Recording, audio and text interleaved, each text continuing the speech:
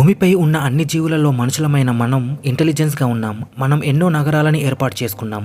మన జీవనం కొనసాగడానికి అన్ని రకాల వనరులను ఉపయోగిస్తున్నాం. అయితే ఉన్నట్టుండి మనుషుల జాతి అంతరించిపోవడం జరగదు. ఒకవేళ అలా జరిగితే భూమిపైన జరిగే పరిణామాలు ఎలా ఉంటాయో ఇప్పుడు తెలుసుకుందాం. మనుషులు అంతరించిపోయిన కొన్ని గంటల నుండి కొన్ని రోజులకు భూమిపై లైట్స్ అన్నీ ఆఫ్ అయ్యి సూర్యుడు పడని చోట భూమి అంతా చీకటిగా మారుతుంది. ఎందుకంటే మనుషులు లేకపోతే ఫాజిల్ ఫ్యూయల్ అంటే కోల్ లాంటి ఫ్యూయల్తో నడిచే ఎన్నో పవర్ స్టేషన్స్ షట్ డౌన్ అవుతాయి. కానీ సోలార్ ప్యానెల్స్, విండ్ టర్బైన్స్ ఎప్పట్లాగే నడిచి కొన్ని ప్రాంతాలలో ఎలక్ట్రిసిటీని ప్రొడ్యూస్ చేస్తాయి. అవి కూడా కొన్ని నెలలు, సంవత్సరాల తర్వాత పనిచేయడం ఆపేస్తాయి. ఆటోమేటిక్ సేఫ్ మోడ్ ఉన్న న్యూక్లియర్ పవర్ ప్లాంట్స్ మనుషులు లేకపోయినా సేఫ్గా షట్ డౌన్ అవుతాయి. మనం ఎన్నో జంతువులని ఇళ్లలో, జూలలో, ఫామ్స్లలో పెంచుతాం. మనం లేకపోవడం వల్ల అవి 1 వీక్లో ఆకలితో చనిపోతాయి, లేదా ఇల్లు లేదా ఫామ్స్ల నుండి తప్పించుకుని ఆహారం కోసం వేటాడుతాయి.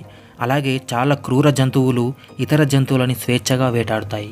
దానివల్ల చాలా రకాల డాగ్స్ అండ్ క్యాట్ బ్రీడ్స్ వాటి నుంచి తప్పించుకోలేక చనిపోతాయి.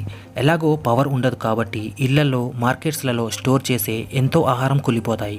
కొన్ని వారాలలో న్యూక్లియర్ పవర్ ప్లాంట్స్లో ఉండే కూలింగ్ వాటర్ అంతా ఆవిరైపోతుంది. దాంతో న్యూక్లియర్ పవర్ ప్లాంట్స్లో ఉండే ఫ్యూయల్ రాడ్స్ మండటం, హీట్ ఎక్కడం స్టార్ట్ అవుతుంది. దానివల్ల 1986లో చెర్నోబిల్లో జరిగిన న్యూక్లియర్ బ్లాస్ట్ కన్నా 10 నుండి 100 రెట్ల పవర్తో న్యూక్లియర్ పవర్ ప్లాంట్స్ పేలిపోతాయి.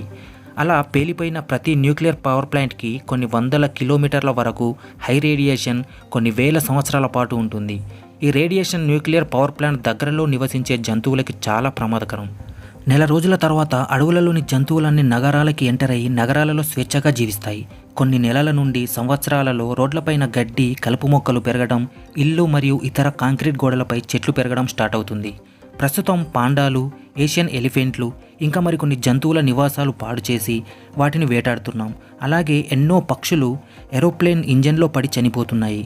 మనుషులు కనుక లేకపోతే ఇలా మనుషుల యాక్టివిటీస్ ద్వారా చనిపోయే ఎన్నో జంతువుల పాపులేషన్ చాలా పెరుగుతుంది. పిడుగులు పడటం లేదా ఇతర ఏదైనా కారణాల వల్ల ఫారెస్ట్ ఫైర్ ఏర్పడితే వాటిని ఏవీ ఆర్పలేవు. కాబట్టి అవి చాలా ప్రాంతాలకి స్ప్రెడ్ అవుతాయి. భూమిపై వాతావరణం వల్ల అవి మళ్ళీ ఆగిపోతాయి. కొన్ని సంవత్సరాల తర్వాత భూమి అంతా పచ్చని చెట్లతో నిండిపోతాయి.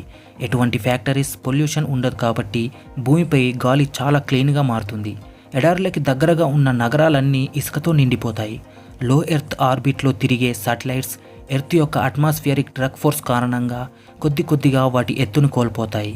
అలా 100 సంవత్సరాల తర్వాత లో ఎర్త్ ఆర్బిట్లో తిరిగే శాటిలైట్స్ భూమిపై పడడం స్టార్ట్ అవుతుంది. 200 సంవత్సరాల తర్వాత భూమిపై ఉన్న అన్ని కాంక్రీట్ స్ట్రక్చర్స్పై పగులు రావటం మరియు విరగడం స్టార్ట్ అవుతుంది. అలా మనుషులు మెయింటెనెన్స్ లేకపోవడం వల్ల నదుల మధ్యలో మరియు సముద్రాల దగ్గర ఉన్న ఎన్నో నగరాలు నీటితో నిండిపోతాయి.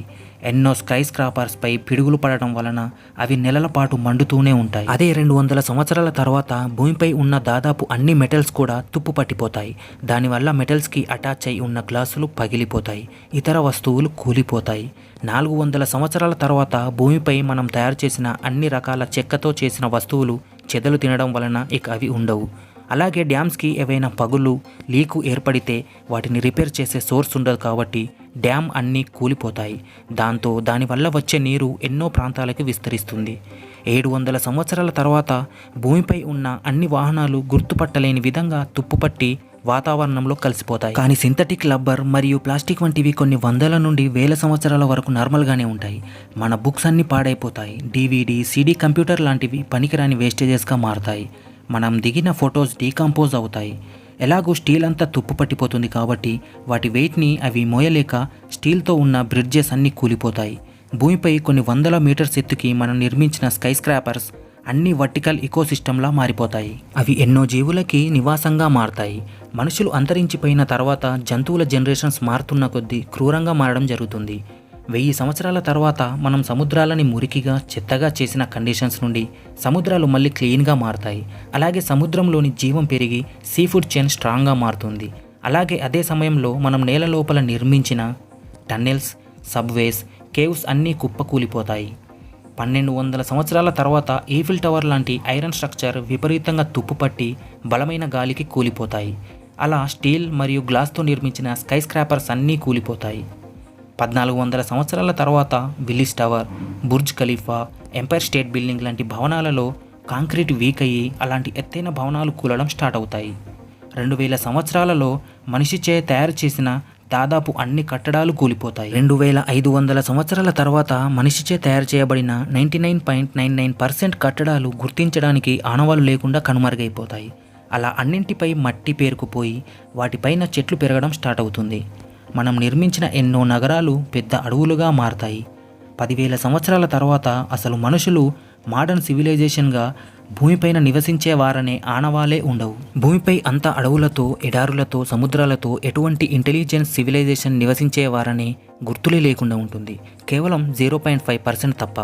అవును, మనుషులు అంతరించిపోయిన 10,000 సంవత్సరాల తర్వాత కూడా కొన్ని గుర్తులు ఉండే అవకాశం ఉంది. The great wall of China మొత్తం కొండలలో కలిసిపోతుంది, కానీ వాటి యొక్క ఆనవాళ్ళు అక్కడక్కడా కనిపిస్తాయి.